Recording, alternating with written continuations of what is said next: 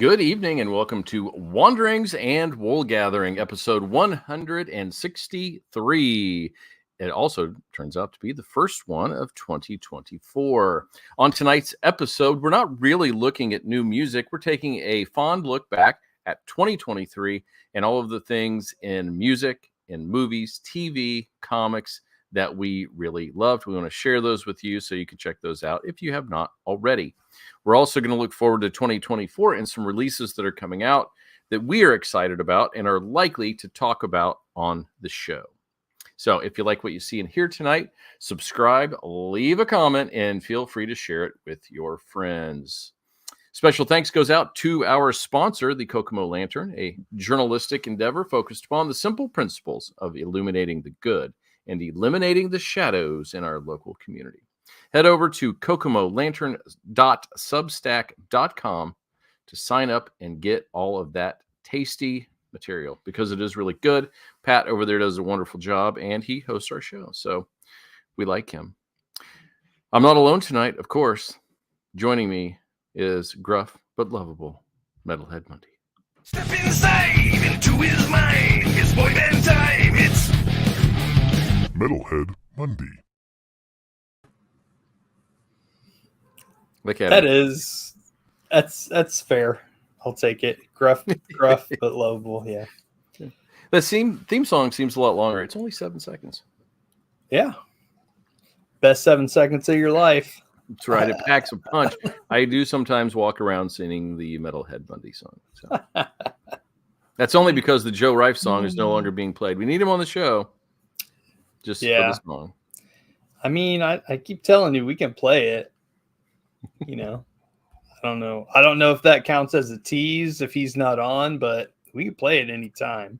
I think I could accidentally hit it after I introduce you. What do you think? Mm-hmm. Sure.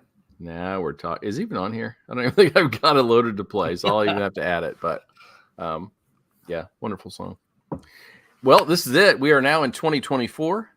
2023 is in the rearview mirror, and we're kind of late on this show because we're going to talk about 2023, but we wanted to enjoy our holidays and take a little time off. So hopefully nobody will hold it against us. Yeah, hopefully we can get some momentum going this year and find some new listeners. You know, keep going. I feel like we're going to keep going until we can't. You know, just it doesn't matter. We just like doing it. So that's right. We're going to come up with some tasty new challenges too. There you go. That's the fun part. I know new music's the funnest part, but funnest. There, I said it. Hey, before we get started, I told you I had something I wanted to throw at you, and I listened to this thing like 3 times today because I was just like, wow, I can't believe how they framed it. So a Twitter friend of mine from Canada posted this, and it was from like 1983. And it was an interview with David Bowie and Mark Goodman from MTV. Okay. Yep, I remember Mark. And you can't miss him with the hair and everything. Yep. You know, you see him from behind, you don't even see his face, you just see David Bowie. And David's talking about my chihuahuas up there, and they're excited about this. I'm telling you. And so David Bowie says, I noticed that you don't have a lot of black artists on MTV. And I remember this. Mark Goodman starts backpedaling, and he's trying to explain why. And I'll just tell you a couple of the lines, and then we can talk about what sticks out to you. But I was just like, oh, goodness. Did he just say that? I totally remember this. I actually heard about this fairly recently. And it's making its rounds for sure. Yeah. And so one of the things he talks about is narrow casting to a specific audience, which kind of reminded me a little bit of what we talked about yesterday with the naming of the new Star Wars director. Yeah. And that narrow casting. Right. And he said, you know, when we put music on MTV, we have to think about everyone, not just New York or LA. But then he went in to talk about people in Poughkeepsie and people in the Midwest, any small town in the Midwest. And then he said, because Prince would scare the hell out of those people. And then he went on to say, that they're basically rock and roll. That's why they don't play a lot of black music, Yeah. because we know where rock and roll came from. But Right. and he was just backing up, and then he was like, and then we were narrow casting, and Yep. David Bowie was like, yeah, you are. Yeah, I remember I remember hearing about that, and yeah, it's very cringeworthy. Especially the rock and roll. I'm like, it's kind of where it came from, buddy. But I want to say, I mean, a lot of that he was definitely trying to get out of that conversation alive, but it's I understand why David Bowie would bring that up, but it's not really on Mark Goodman to, I don't know. I understand why he tried to defend it, but it's not really his job. And it's definitely not the VJ's job. They don't pick the music. Like we've heard that over and over again. Ricky Rockman used to say that all the time on Headbangers Ball. Mhm. Or actually off air, he would say, Mhm. I don't pick the videos, guys. I play what they tell me to play. So all of that came from corporate. And, for whatever reason, I kind of wonder if Mark Goodman had more of a role, though, than just as a VJ, because he kept saying the company wants this. And like he was at least was very knowledgeable. yeah. In what they wanted. And Well, to explain it, it came across as he explained it almost too truthfully, because it was awful. yeah. Also in 1983, though, at that point, they're only like 2 years in. So, Yeah. I mean, they were probably a much smaller company, growing for sure, because they got very popular very quickly, but they were probably still small enough where the VJs, if they weren't involved, they probably were at least a little informed, Yeah, I would hope so. It was just interesting that he basically called the Midwest racist and yeah. Prince and dumb. Yeah, Prince ignorant. would scare people. Yeah. He's from the Midwest, you moron. Yeah, yeah, Minnesota. Yeah, whatever. Yeah, I know, that was funny, but yeah, narrow casting because you don't want a broad audience. Okay, right.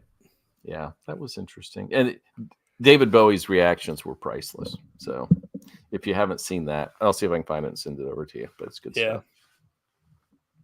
Which that also brought up the whole thing. I did check into the Star Wars announcing that the what is she, Pakistani feminist is now going to direct a Star Wars, and so the end of the world has come. Yeah, and she said that it's about time a woman takes control of a Star Wars property, and so everybody instantly went to, oh my God, Rey's going to be gay, and she's gonna hate men, and it's like, okay, let's see the product first before we. I mean, that's one of those things again where you just kind of have to, like, why can you not reserve judgment until you see it? Then if you don't like it, fine. But every Star Wars, like any other thing, can be interpreted many different ways. It's loved by many different kind of people. I mean, there's room for everybody in the sandbox. It's not like, if you don't like it, don't watch it. Who cares? Yeah. I think what people are kind of off is we still have the notion of the comic book person being a male nerd, right? Sure. And maybe that's still fairly true to who go on into the shop every Wednesday. But the whole medium with the movies and the shows has broadened. It is not just a male-driven thing anymore. Like, yeah, absolutely. It has brought in a huge audience. So to act like, having a woman director for this movie about Rey, who might be nice having somebody who might know the internal workings of a woman in charge of a story about a woman, that'd be a good thing. We'll find out. I wonder how much of it is just the fact that it's a woman, but then you add on to that, she's Pakistani. She is a, self-professed feminist. So that's a dirty word, whatever. But yeah, I mean, like, I don't remember this much hate when Patty Jenkins was supposed to be doing Star Wars. I'm sure Mhm. there were people that did not like that idea, but I don't remember like crazy vitriol. Now, it also matters how much Kathleen Kennedy is involved because people hate her and they basically blame her for the downfall of all things Star Wars and Disney. So, I mean, as long, as long as she's taking in air, I feel like she's going to be involved. yeah, I don't know. There are things that I have loved in Star Wars they've done recently and things I haven't loved. And if I don't Yeah. love them, I don't watch them again. Yeah. Doesn't change the fact that I love Star Wars. So, Yeah. I think also we touched on the when we were talking yesterday, we touched on the ruining my childhood argument. Which yeah. is, I mean, just such a dumb notion. Your childhood still happened. It was still just as great or as terrible as you remember it. Them doing something now doesn't erase your childhood. Like that argument's so dumb. Yeah, it absolutely is. Because, Hey, look at that. yeah, those movies are exactly the same every time I pull them out to watch them.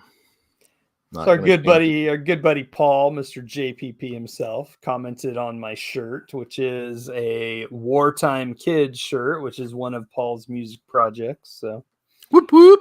yep, Shout out to the Phoenix Supernova. I have that shirt too. I was going to show that when we talk about. Oh, spoiler alert. There will be Mhm. spoilers on this show. Yeah. All right. Well, that's the bitch fest for this evening. But we're going to look now at things we can just be genuinely thrilled about. And it is a look back at 2023 and the things that made us happy and that we loved. So where do you want to start with our journey back in 2023? I mean, we could talk about music. We could talk about our live shows that we liked. We could talk about some comics. Probably save the comics for later. You wanted to go music or live shows? Let's just start off with a couple of highlights from concerts. Okay. We'll hit that, and then we'll go into music. So Okay. because we did see. Oh, let's just put that up there from Paul.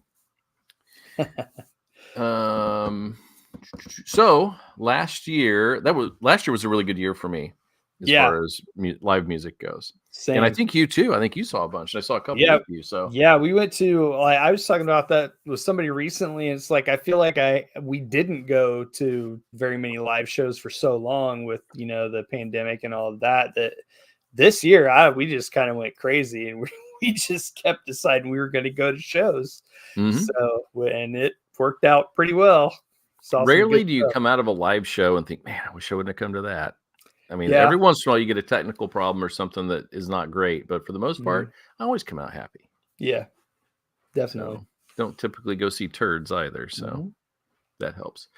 So for me, do we want to do like our favorite? I got like 4 to mention. However you want to do it. All right. I'll start off with surprise top for mine, and that was Lamb of God. It was my first time seeing them, and they weren't even the headliner. But I came away with a new. I already liked them, but I came away with a new appreciation for them. Yeah.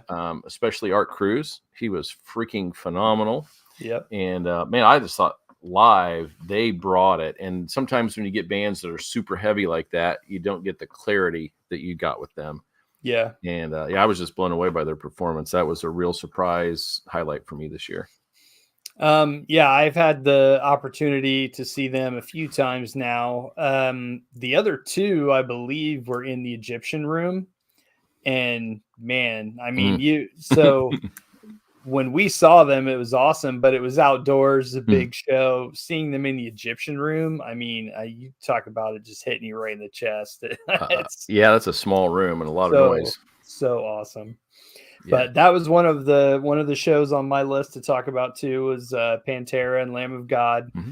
And for all of the reasons you said, of course, and seeing they call it Pantera. I don't really feel like it's Pantera, of course. It's half of Pantera with some really awesome fill-ins. Yeah. But I've said before, if you're gonna, there's no one that can replace the Abbott brothers. But if you're gonna get somebody to play those parts. I mean, you know, Zach and Charlie are pretty much family. So, and it was awesome. The stage production was cool. Everything looked great. Everything sounded great. And man, it was awesome to hear those songs again. Yeah, that was a great show. Yeah. And you're right. You got two people who are very gifted musically, and they picked right up, and they sounded fantastic. And I love Zach. So yeah, we got Paul chiming in. He says that room is a low end trap. You just get engulfed. Of course, he's talking about the Egyptian room, and he is 100% correct. You have you ever that? seen a concert in the other one, the other tinier venue? I've been in National? there one time with you. Oh, that's right. That's the one time. God, that's So, a tiny yeah. one. If you had a big band in there like that, that would destroy you. Yeah. Might knock the pillars down. Another fun experience for me was Amon Amarth. I cannot believe how much I enjoyed that show. I'd only heard a couple of songs and I enjoyed them, but I didn't love the band. But Yeah. I came away with a brand new appreciation. Those guys brought it. The stage performance was absolutely fantastic, and I loved rowing. I rowed flat on it. Yes. You bet. Yeah. That was so good. So that's another one on my list, Ghost and Amon Amarth. And, you know, of course, we had seen Ghost once before, so it was very cool to see them again. They are always fantastic. But yeah, Amon Amarth, I was so excited to see them. And yeah, they did not disappoint whatsoever. They sounded great. Johan's vocals sounded great. Man, their stage setup is so incredible. The drum riser, that's the, you know, the Viking head and the drums sitting on top of the helmet with the big horns, and you got the eyes on the Viking head were, you know, LED screens, so it looks like he's looking around. And then they have these incredible inflatables that are huge, and they just look like stone statues, and then they just kind of go and then a big dragon appears out of nowhere, and just these inflatables are insane. Yeah, and they actually had two guys come out and fight. Yes, that was cool too. Which was fun.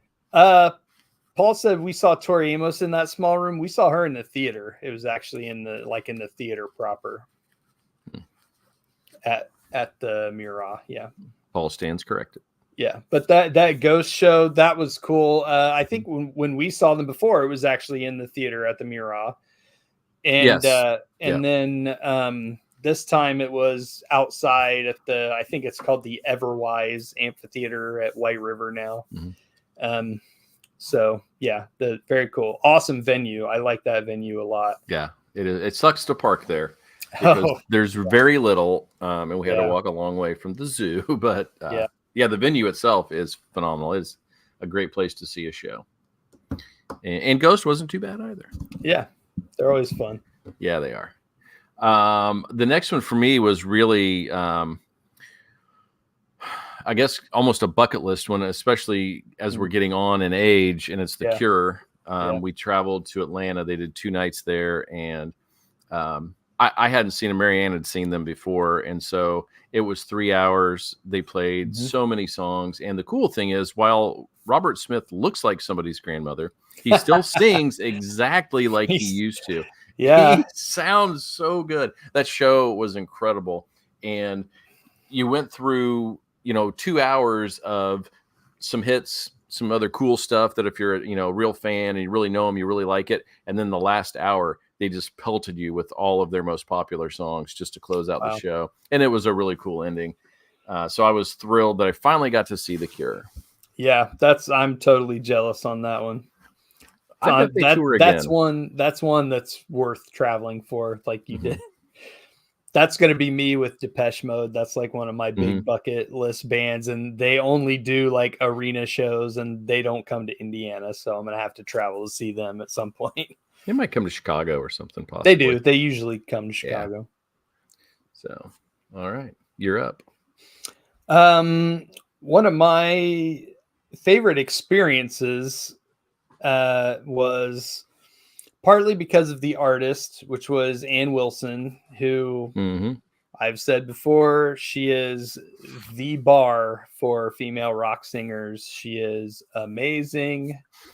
And what a show. I mean, her band was fantastic.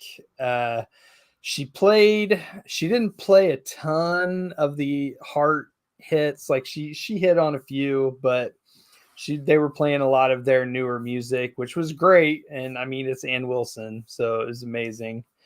But she brought me to tears. I'm not even gonna lie. She did like this kind of stripped down acoustic version of Alone, and wow, just knocked me off my feet.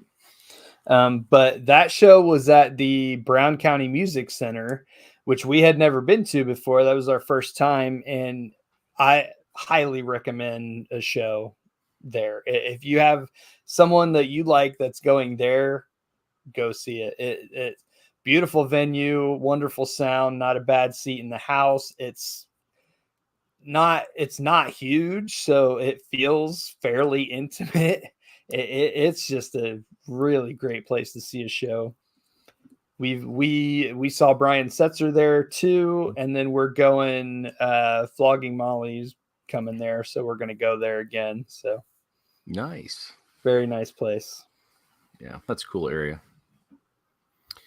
My last one that I'll talk. So I saw Smashing Pumpkins again. I'm not gonna talk about that because I've seen them a bunch, but fantastic again, all over, love it. I did go see the 1975, which I did not anticipate going to. My wife got tickets, said I was coming, so I went. It actually was pretty good. Their fans are something else. Yeah, they are in it to win it, and you got to respect that. And the one I wanted to talk about, those we saw Nothing But Thieves at the Victorian. I'm not sure exactly how that translates, in Chicago. So like an old theater. It's all standing room only down below, and then it's got the balcony where there are seats. that's the Vic, right? Yep. Yeah, Is it longer? Is it just the Vic, or is that what they nickname it? That's the name I know, is the Vic. I'm going to look it up. But anyway, Nothing But Yeah. Thieves, that venue, where, those old places have great acoustics, and it was a very small venue. So when Connor Mason was hitting those big notes, man, did it fill it. It was beautiful. And he's got such a good voice. They were fantastic live. The opening band was a British band that had like the heavy Cockney kind of accent. And they were a fun band, kind of almost like a bar band kind of thing, but they were really good. They were fun. And the show was awesome. So Great. yes, loved it. Yeah, that's not a band that I'm terribly fond of, but I know. I would be in the same boat if my wife wanted to go. We would go. Yep, it's just called the Vic. Yeah. So my last one was probably my favorite show of the year. My youngest son, Fane, he's 19.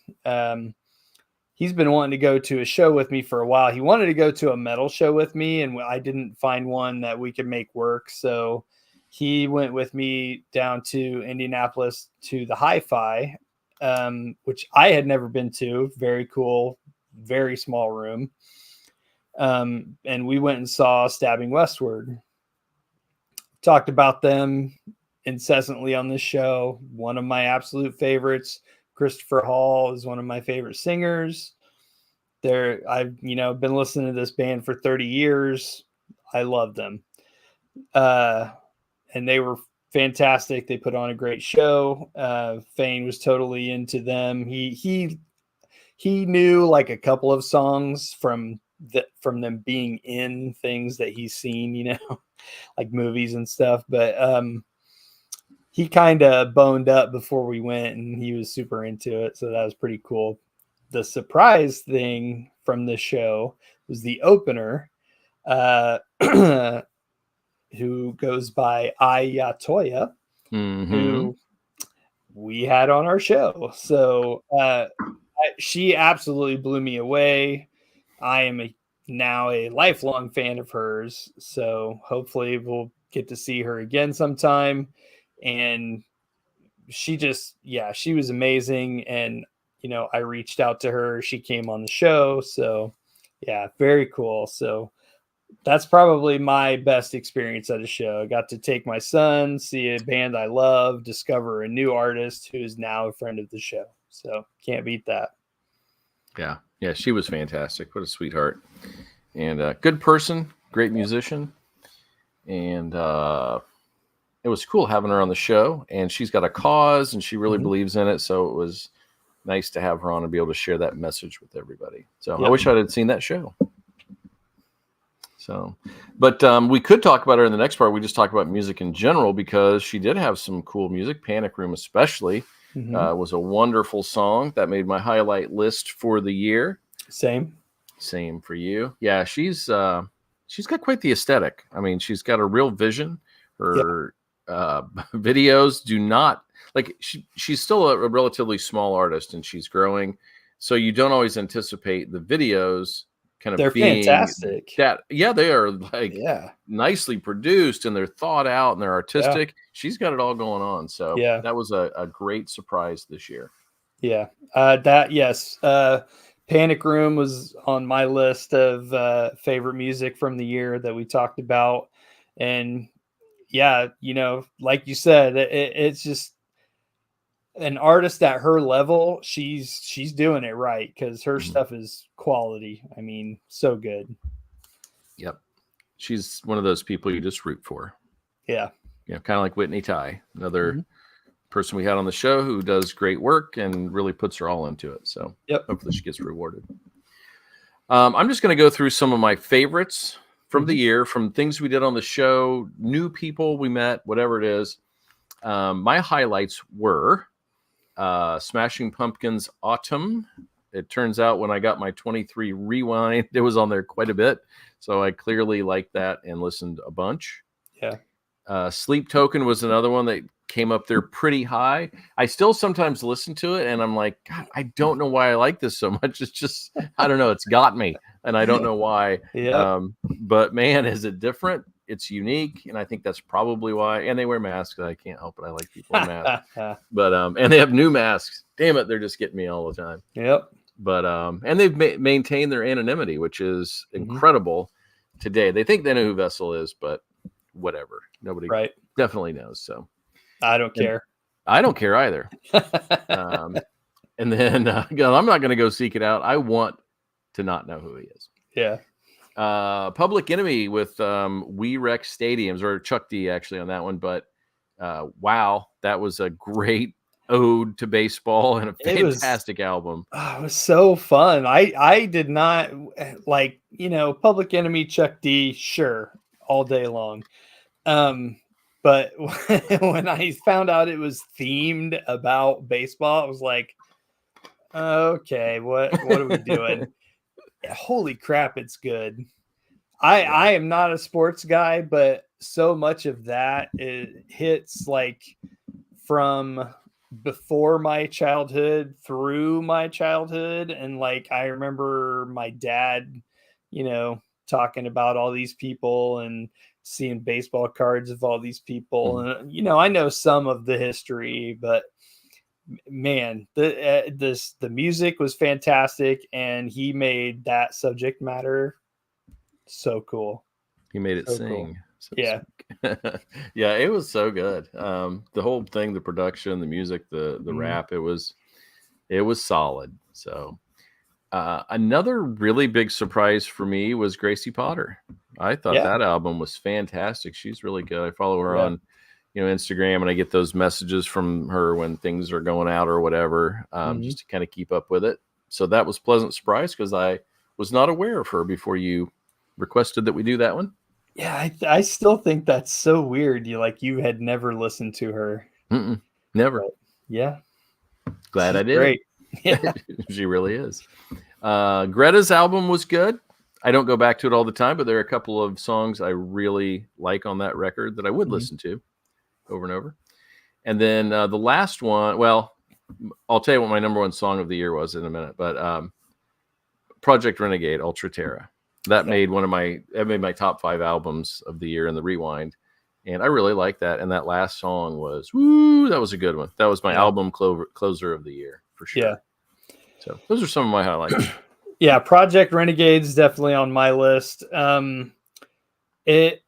I remember when we first heard them and I was like, oh, these guys are pretty good. And now, like when Ultra Terror dropped, I was like, oh my God, these guys are so good. Like they have grown so much. Mhm. And I mean, it's the musicianship, it's Mariana's voice. They have just gotten so much better. Like they weren't bad to begin with, but to hear a band like that just actually improve and become just a monster sounding band. They're so good, and their videos are amazing.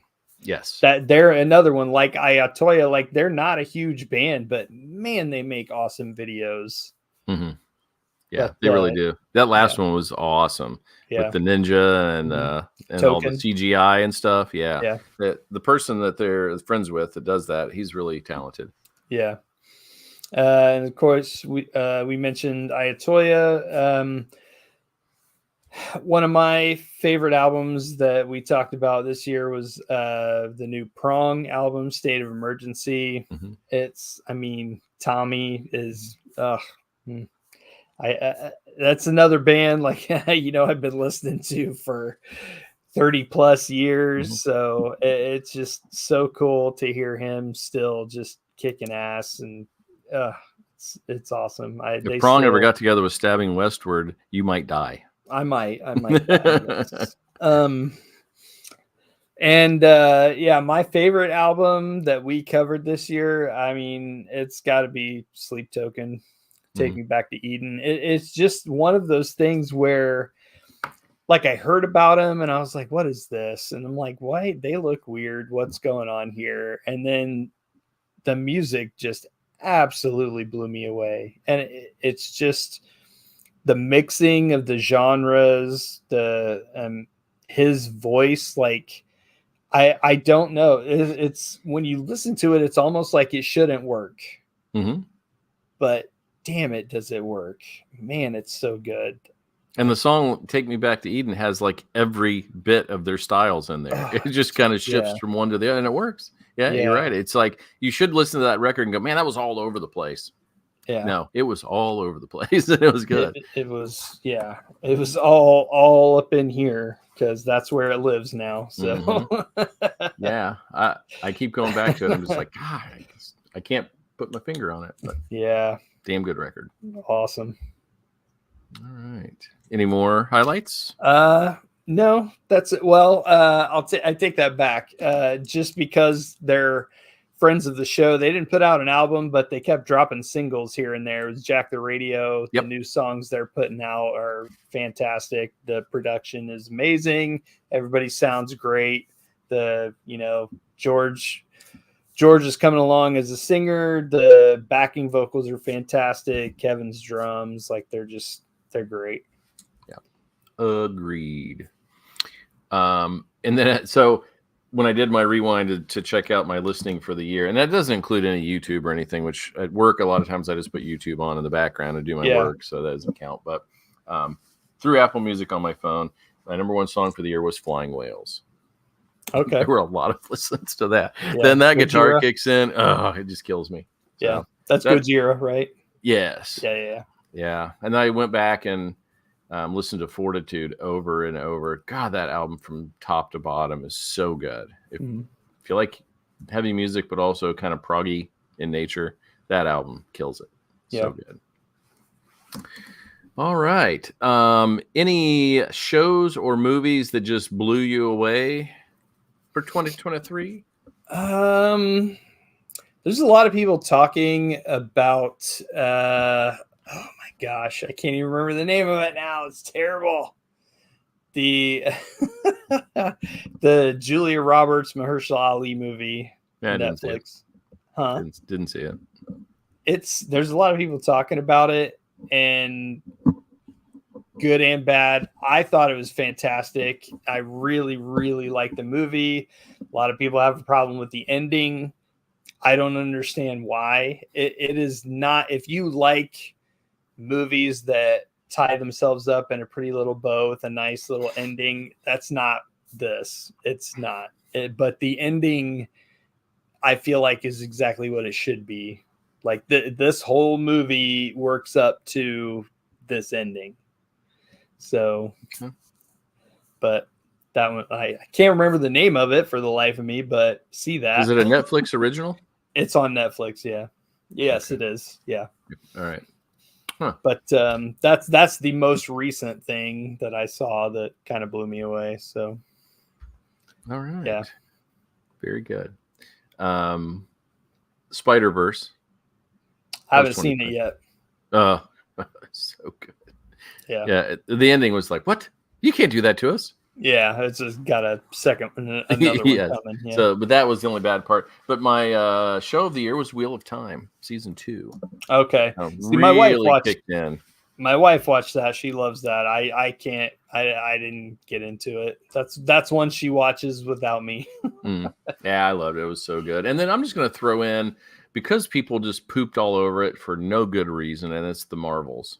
I thought that was a surprisingly good movie. Okay. I think people just wanted to poop on it. Yeah, I didn't see that either. We haven't been getting to the theater very much. So there's 2 movies out there now that I want to see. That one of them at least is probably not going to be in theaters long. So I want to see the Iron Claw real bad. Oh, Clay said it was great. And I will say Godzilla -1 was excellent. yeah, we've got a few friends that have seen that. They all loved it. Yeah, very old school. If you dig some old school Godzilla, I think you'll really dig it. So Cool. it's not overly CGI'd, which is nice because sometimes that becomes kind of tedious. Yeah. So okay, and then wrapping up our favorites for the year, let's just hit on a few comics, some properties there that we really liked. What was one that really stood out for you? Was it Danger Street? I knew it was. Yeah, I mean, it was kind of the best ending that could have possibly happened, but yeah, it was rough. It was such a long journey and just went nowhere. You kind of feel good though that we stuck with it for an entire year as a comic group. Someday, years from now, I will probably sit down and read the whole thing all together. Yeah, agreed. I have a feeling it would be much better, but it traumatized me so much that I'm not prepared to do that right now. So let me get some time. Awesome. So what was awesome though? What's great? Nightwing has been consistently good. Tom Taylor is absolutely killing it with that character. Agreed. Nightwing's one of my favorites, so Tom Taylor's killing it with that. I really love what Kirkman is doing with what he is calling the Energon universe, which is basically the Hasbro properties. So you've got Transformers and G.I. Joe kind of in a combined universe. Started with Void Rivals, which is kind of its own thing. It hasn't tied into the Transformers too much, a little bit, but not too much. And then I think the first 3 issues of the Transformers came out in 23, and man, this is. I would say this is not your father's Transformers, but that would be me. Like, this is not my Transformers. So, but damn it, it's so good. And I mean, you got Decepticons just straight up killing people, just like smashing them, and I'm like, holy crap. It's so good. And then the first issue of Duke hit last month, so that starts the G.I. Joe thing. And basically what they're doing is kind of G.I. Joe is coming about as a response to the Transformers showing up on Earth. So that's kind of how they're doing it. And then Cobra Commander, I think, starts this month. So it's been totally fun so far. I'm loving it. So we'll see where that goes. That is cool. Yeah. I read the first couple of Void Rivals and it was good. Yeah. It was interesting. But then I started learning about all these other books and I thought, God, the last thing I need to do is get into 6 more series to know what's going on. Yeah. So my number 1 book of the year, and it probably tied up early in 2023, but it was the Action Comics War World story by Philip Kennedy Johnson. Probably my favorite Superman story of all time. Okay. What I love about what they do here, and they've done it in other books, and Iron Man 3 did it in the movies, but it's when you strip the character of what supposedly gives them strength, Okay. and then you find out this strength is something else. And so Superman, without all of his superpowers, has to lead and inspire and overcome Mongol on this war world. And it's beautifully drawn, colored. It's just a great story, and it's long enough that it really breathes, but it's not overly long where they just start throwing in fillers and everything. It's pretty tight. Okay. And it brings in the Authority as well, which was cool. Grant Morrison wrote a quick Superman and the Authority series that kind of dovetailed into the beginning of this. Yeah. And so that was kind of nice, but that thing was awesome. And I think there's even a hardcover out now. So if people are interested, you can get the whole story in one hardcover. So I like the Authority, so I got that miniseries, but I didn't follow through into the regular story after that. So. Yeah, it just popped right in from there, and then they introduced a character in the Authority story, Shadow Sister. It might have been the Batman Superman one shot and the Authority, but and that is now into play in the new story that followed that. So it's kind of nice that he's planted some seeds and continued on, and that was great. I loved it. Awesome. That was my favorite. I had a couple more mentions. The new Captain America series by J. Michael Straczynski. It is fantastic. It is, I think it's up to issue 5, actually just came out this week. So it's been, it started towards the end of last year. But yeah, I mean, it kind of bounces from present back to it before, like during World War II, before Steve was Cap. And it's like kind of what's happening in his neighborhood, in I think it's Brooklyn, right? I think he's a Brooklyn boy. And just kind of like this cell, like during World War II, there were cells of Americans that were basically members of the Nazi Party. Right. And it kind of deals with some of that and him kind of standing up to those people in the past, and then stuff that's happening now, and kind of bounces back and forth. It's very cool. Awesome story. Straczynski is, he's insanely good. There's a couple of horror books that are absolutely fantastic. There's one from Vault Comics called The Nasty. It's written by John Lees, and the art, it's I'm going to butcher this name. It's George Cambadeus. I don't know. I'm sure that's wrong, but these guys, I don't know if they are from Scotland, but the book is based in Scotland. But it's basically like this group of friends are super big horror fans. It's set in the 80s. And so it's like the heyday of all the slasher movies and all that. And these guys, like, they kind of hang around their local video store, rental store. And they end up trying to make their own horror movie. And it's really good. It's funny. It's gory. It's great. And AWA, which is a fantastic company, they're putting out so many good books right now.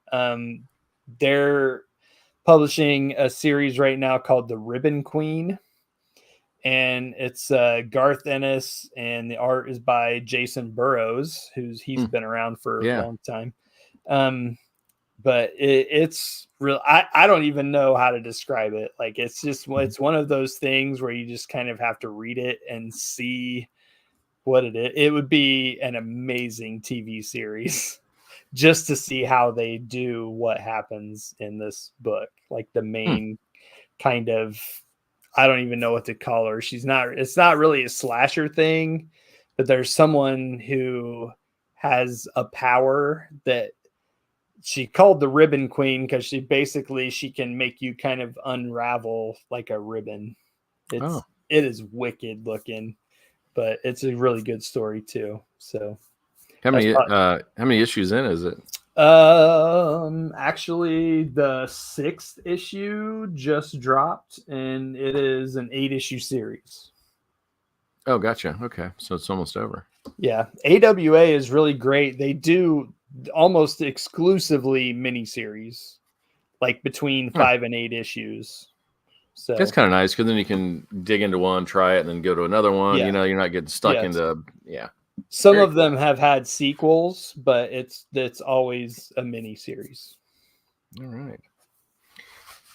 My next top book for the year is, and it's not even very far into the run, but it's Wonder Woman. Cool. Tom King. Yep. And he's playing with the lassos, coming up with some new ones, creating some backstories, which is kind of fun. And really, it's kind of taken this twist on the modern world where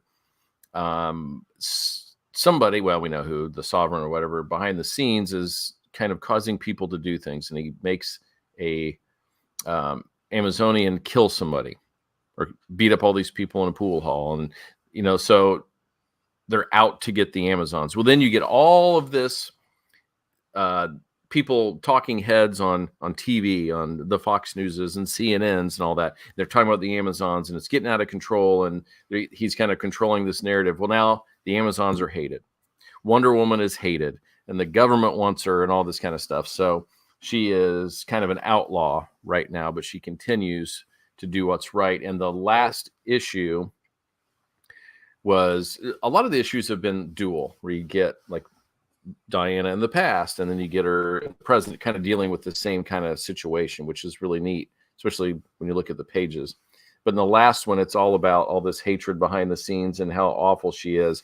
And the other half of the comic is her visiting with a kid who's dying of cancer and her talking to him. It is a sweet issue. It's probably my favorite issue of the year.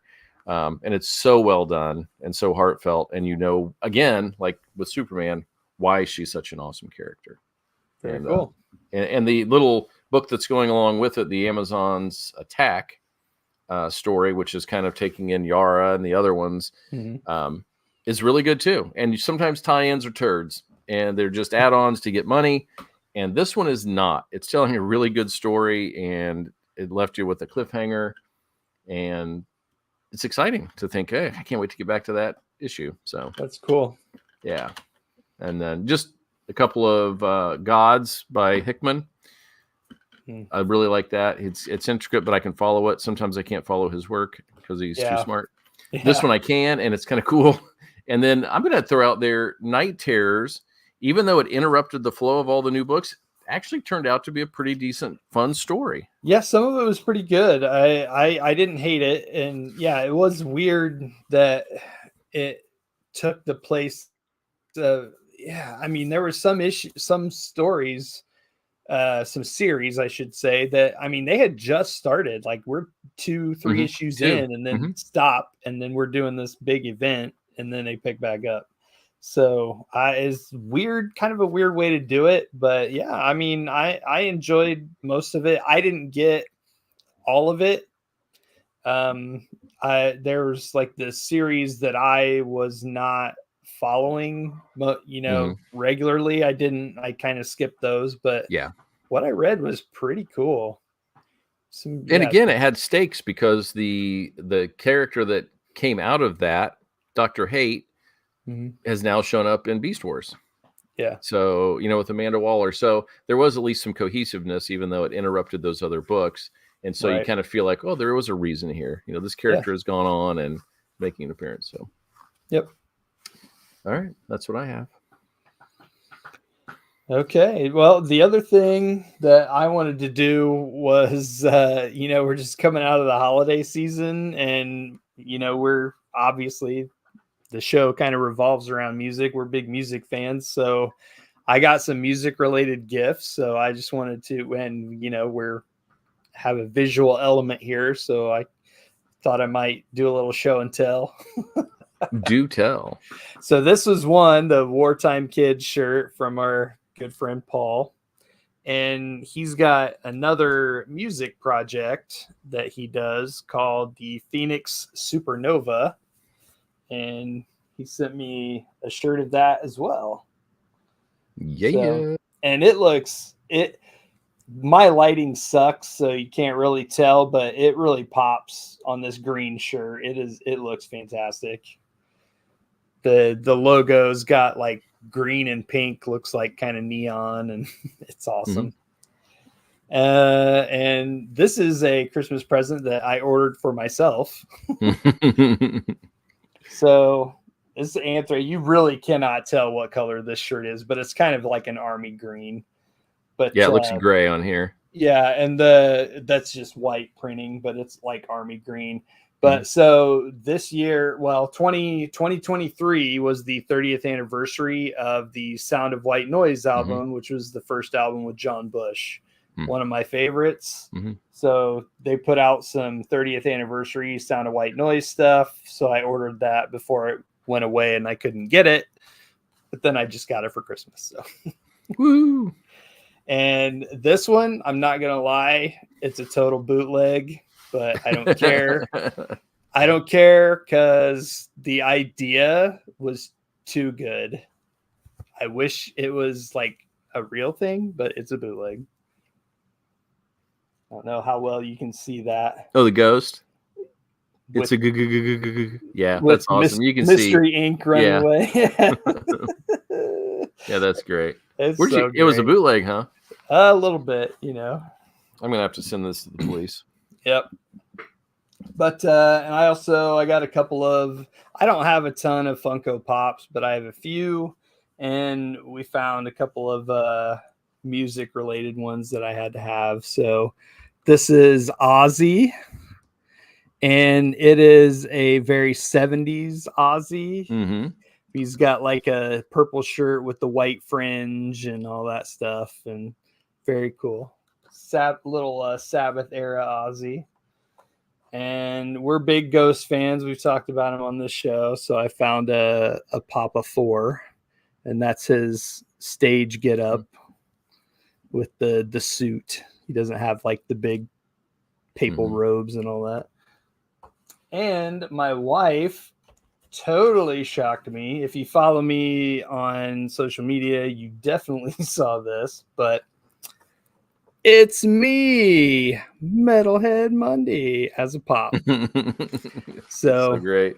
Yeah, they did that. It's called Pop Yourself, and you can just design your own pop. And my wife made one of me, so pretty cool. Hey, I made one of me too. Let me show you. Yeah, Yeah. let me show you here. Here I am. It looks just like me. It does. And yeah, this is my my late 80s, early 90s era me when I used to wear big clocks. I was going to say, you don't typically wear your clock on the show, but I spent a lot of time outdoors too. Oh man. Hey, I'm going to show this real fast.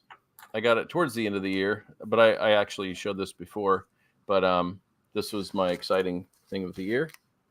oh yeah, This is my Billy signed mayonnaise single, and it's pink.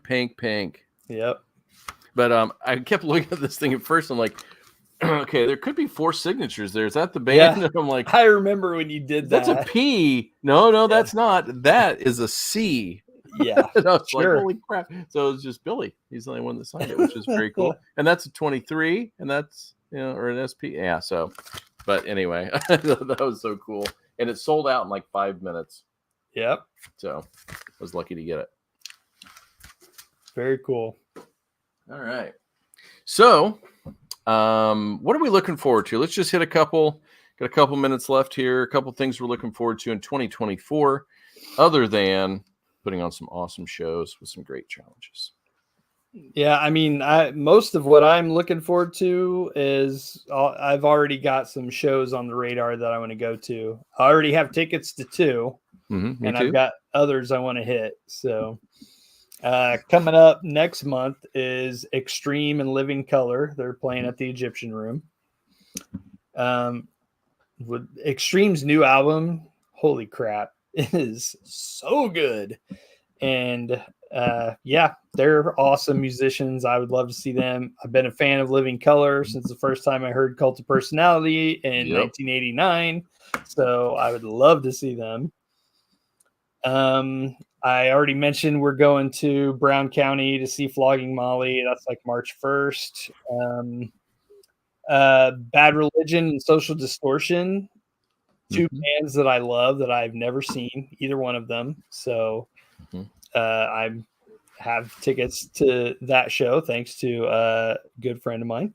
Uh, and in coming to Fort Wayne is Prong and Voivod.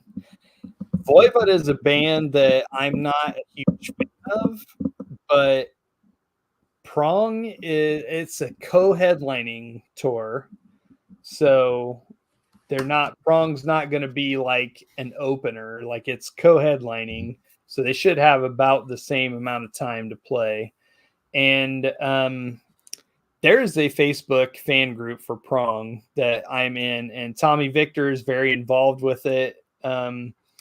His wife actually got on there and said, "Hey, if you want to see Prong live, you need to probably do it soon because I'm not going to let Tommy tour for too much longer." I was like, Oh, "What?" crap. Yeah, I was like, does he know his wife is doing this? Like, but so they're coming to Fort Wayne pretty soon, so probably gonna go see them. Are they going to the Coliseum?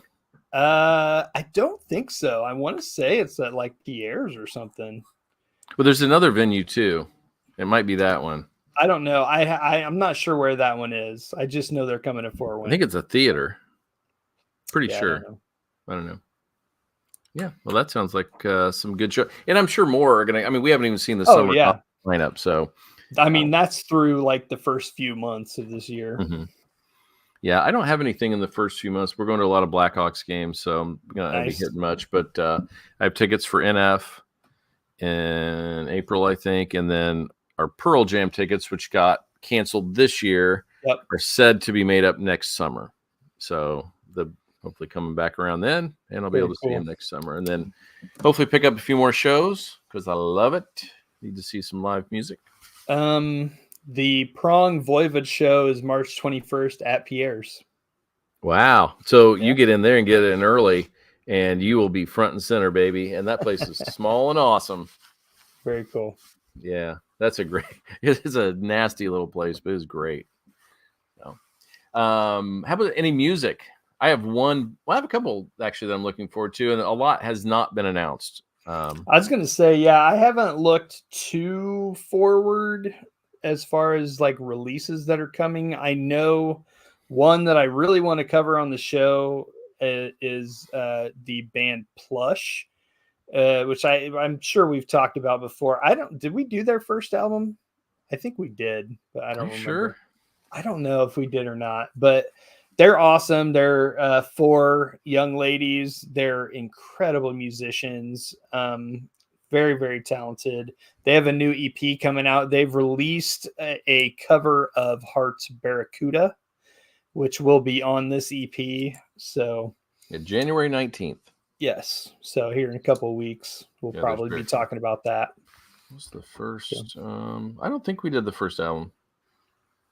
Maybe we didn't. But I know that I at least talked about it a little bit because I was kind of poking fun at them because they have a song that is, I think it's called Athena. They do. But if you listen to it, like it talks about like the goddess of beauty and this, and I'm like, it's the wrong one. Like, so I just thought that was kind of cute and funny, but we are going to invite him on the show and we're going to ask him about it. Yeah. So are you going to re-record that as like Aphrodite or what? It's sarcasm Monday. Gosh, you don't get anything. I know. Kids today. Damn kids. The number one thing I'm looking forward to is Slipknot Look Outside Your Window, which was recorded in 2008. And it was during All Hope Is Gone, and only 4 members of the band worked on it. It was Corey Clown, Jim Root, and Sid Wilson. Okay. And it's supposed to be, they didn't release it because it wasn't heavy. It's more melodic and experimental, kind of where they're heading these days. So it didn't work, didn't fit in, and they were going to release it during We Are Not Your Kind, but COVID hit, so that didn't get done. Well, now apparently it's mixed, it's ready to go and produced, and so this year we will see what they did back then. Cool. And I'm excited. I kind of like when they get experimental and goofy and weird, so I can't even imagine what this is going to be like. Yeah. So I'm all in. I'm sure it will divide their fans just like everything else they do. So over everybody and their expectation. Here's another one for you.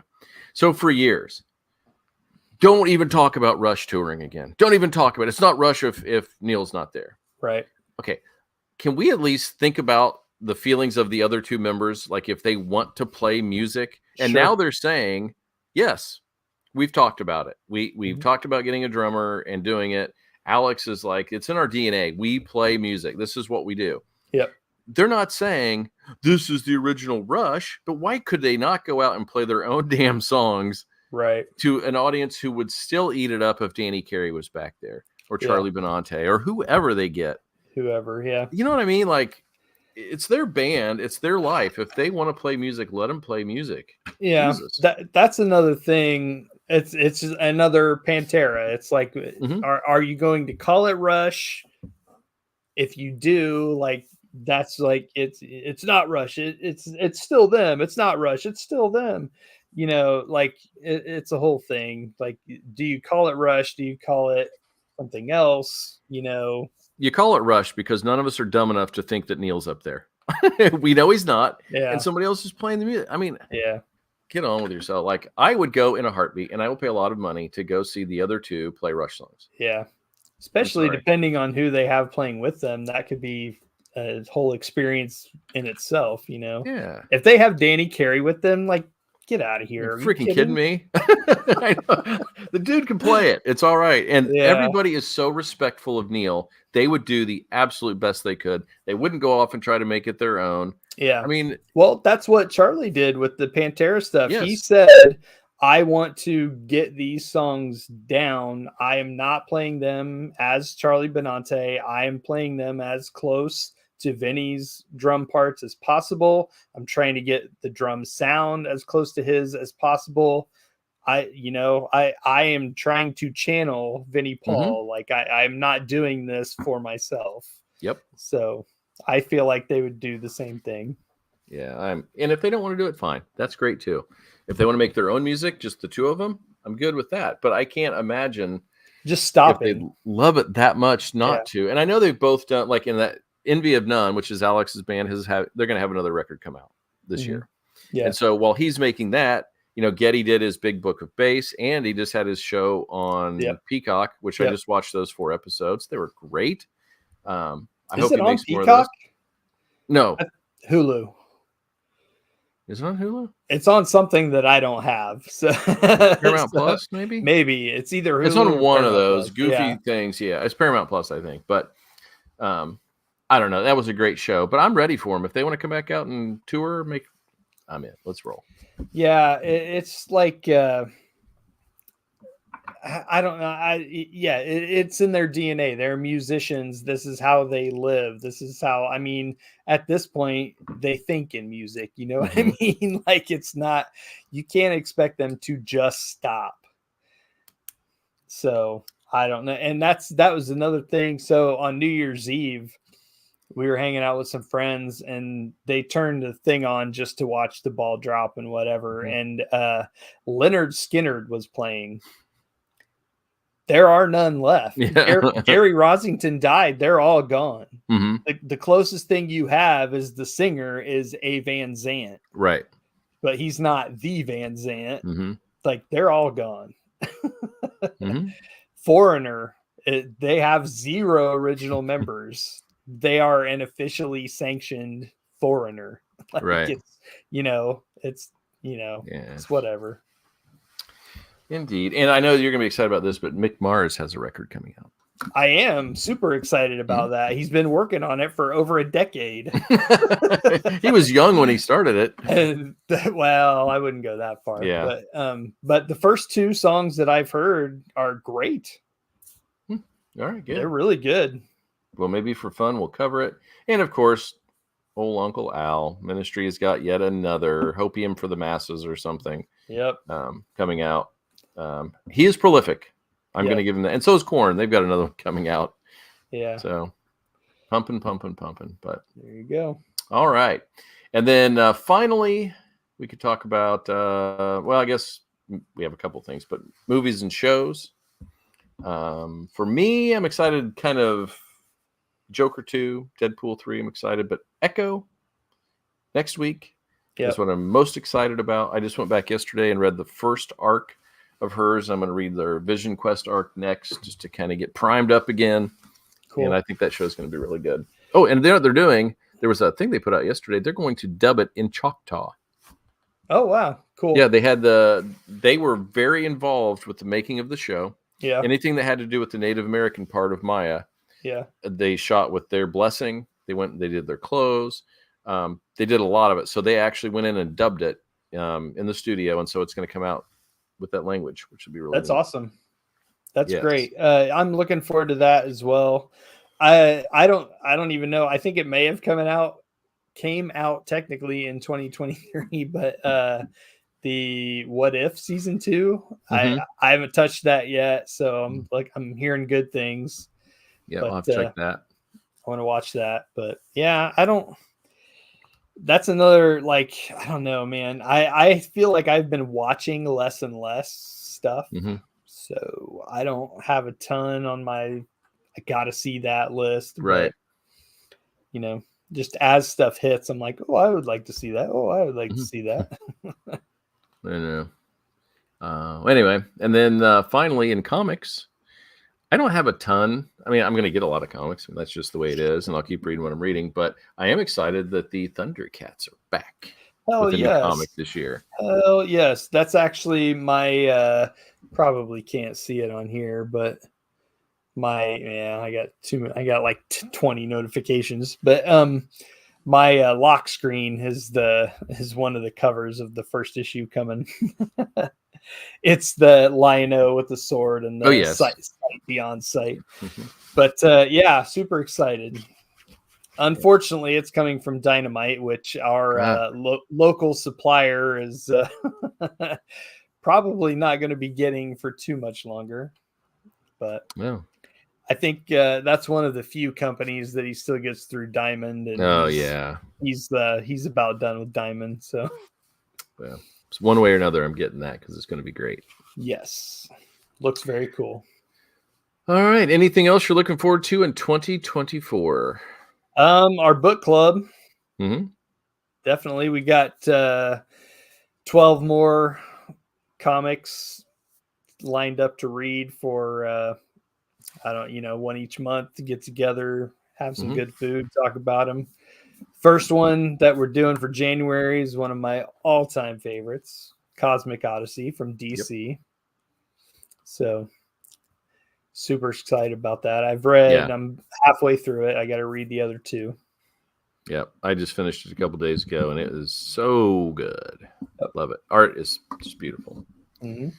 So yeah, I'm excited for that, and I wish we had another single one that we were following like we did last year, but better. Yeah, maybe we'll come up with something as we go along. Yeah, I don't know. I don't know. I feel like I'm just reading what I'm reading, and I don't that with Danger Street. Like it was a good experiment, but it's like halfway through, there's people that hated it and didn't want to keep reading it. So that's true. I don't want to have to nail somebody down to a book that they're going to hate all year. That's true. And what are we on? Is this the 4th? So I am working on my 1,000 books this year because I did not make it last year. I sucked. So at this point, I think I'm at 14 or 15.